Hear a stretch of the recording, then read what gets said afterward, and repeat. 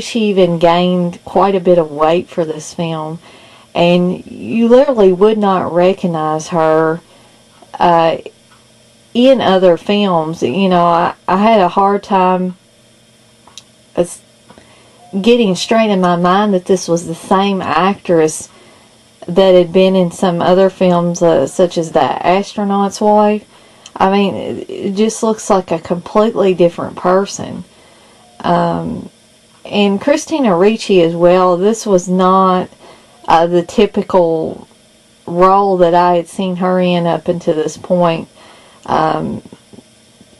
Christina Ricci had played like the kind of petite, at least tomboyish little girl roles before this one. And this was a very adult role for her. There were at least two particular scenes between her and Charlize Theron that were definitely adult scenes and kind of moved Christina Ricci away from that childlike essence that she had in some of the other films that she was in. But as far as extras, and I don't believe that I have seen all the extras or even listened to the commentary for it, but it does have producer and director commentary. There are bonus previews. There's a featurette, The Vision and the Journey. There's extended and deleted scenes, a featurette, Monster Surrounded, an interview with Patty Jenkins and BT Composer, and there's also a film mixing demo. But again, a really good film if you're interested at all in crime films, serial killer films.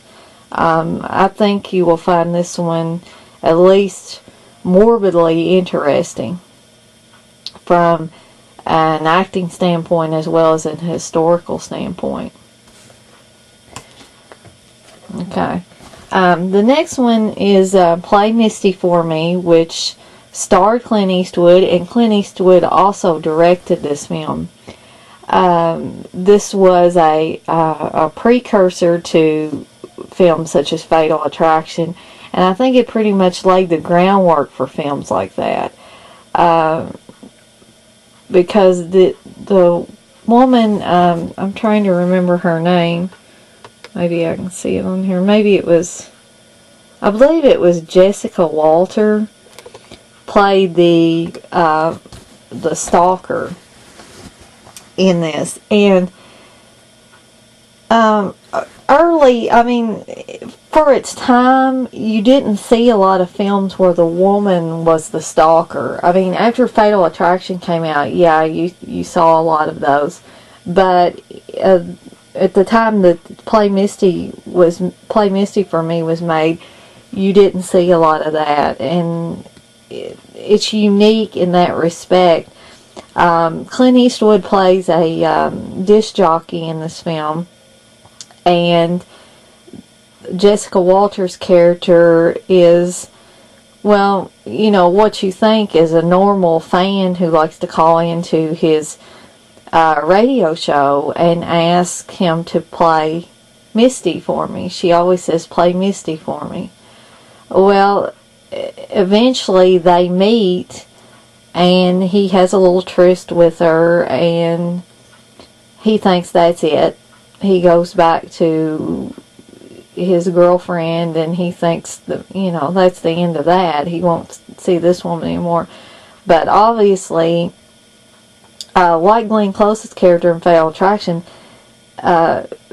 when Glenn Close's character says she won't be ignored, well, this woman's not going to be ignored either. I mean, she starts following Clint Eastwood's character around, trying to eventually kill his girlfriend and him. I wouldn't say this is a real bloody or gory movie. It's a lot more suspenseful of a film. Has a lot of sinister music cues in it. It's very how would I say, it's almost Argento-like, the way it's filmed, and I don't know if you would credit Clint Eastwood as much for that as the DP for this film. And it's just very, very stylish. It almost looks Italian made. Some people might disagree with me on that, but I really do think it looks like a lot of Italian, at least Italian horror films and murder mysteries from that time period. But a really good suspense film, excellent acting in it. If you want to see a young Clint Eastwood in a really, really good suspense film and get a peek into his acting skills early on, and both his acting and his directing skills early on, then definitely you should try to pick up Play Misty for Me. Because it's definitely one that if you can pick it up, you should, because it's well worth the money. Okay.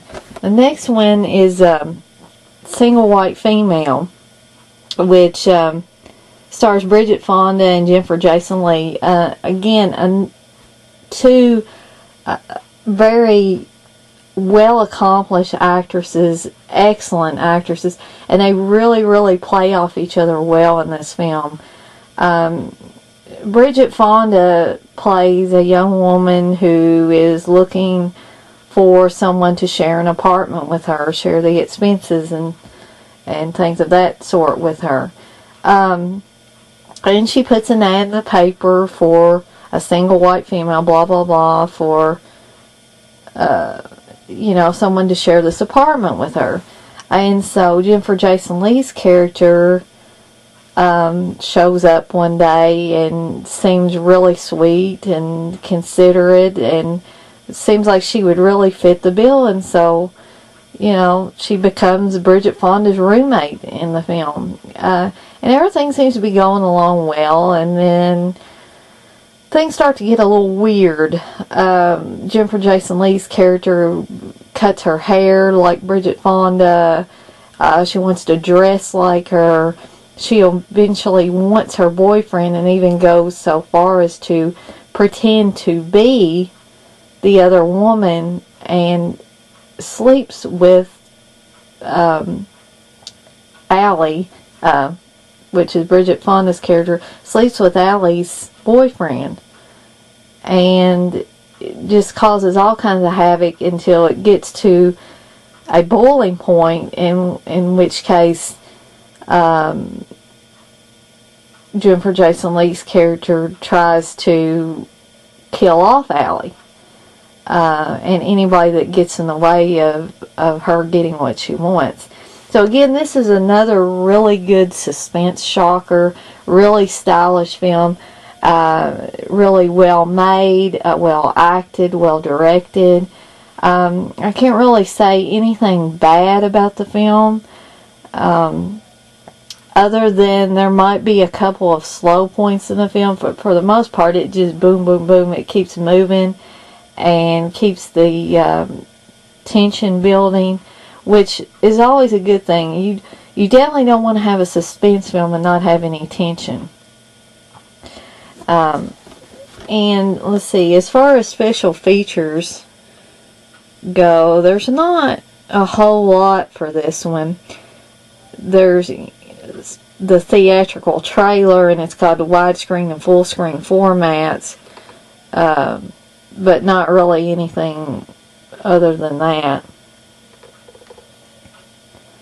But definitely another good film to try to pick up if you can get a hold of a copy. The next film is actually there's two films on this disc, but the one I want to focus on is Criminally Insane, otherwise known as Crazy Fat Ethel. This movie is just completely off the wall, and some people might even call it stupid, but